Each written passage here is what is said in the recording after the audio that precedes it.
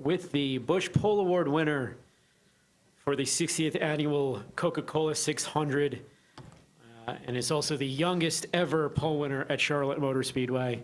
Driver the number 24 Chevrolet for Hendrick Motorsports, and Charlotte native William Byron. William, obviously, earlier today, you mentioned that this is the biggest. This is your number one race. This is your crown jewel race. You want to win this more than anything else. What does starting first mean to you, and how can that help you make that happen? Yeah, it means a lot. Obviously to win the pole here is kind of a good first step of the weekend, but it means a lot just being here and sitting in this room before racing here at the summer shootout and the winter heat and all those races that, you kind of think about what it's like to go around the big track and let alone, win something at it. So it's been a good couple weeks, and hopefully, like I said, it just continues and we can keep that momentum going, which is definitely on our side. So excited for it, and that number one pit stall will pay huge dividends later in the race for sure. All right, we'll open up for questions. We'll start with Greg in the front. Congratulations, Greg Engelauto week. In here earlier today, you told me a great story about coming to these races and sitting in the grandstands, watching the 600. You're not going to be watching the 600 Sunday night.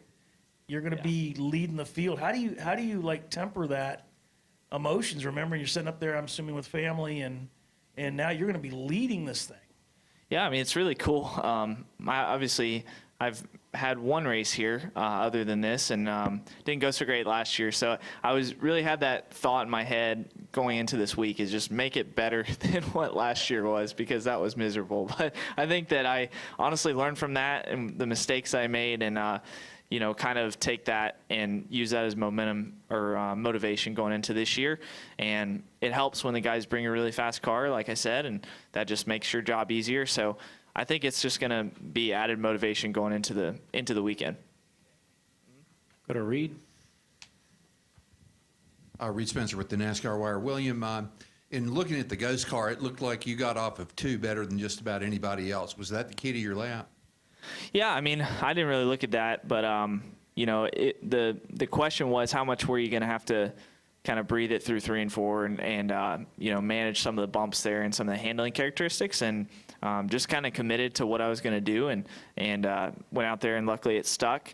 And it was at some of these tracks we've been kind of easy wide open, and I can't speak for everyone, but it was definitely a lot tougher to be closer to the mat today. So it's good. I think we got the handling and the I guess speed in the car kind of in the right balance, and that's what paid off for us. We were able to have a really smooth lap, and the car had speed, so that was good.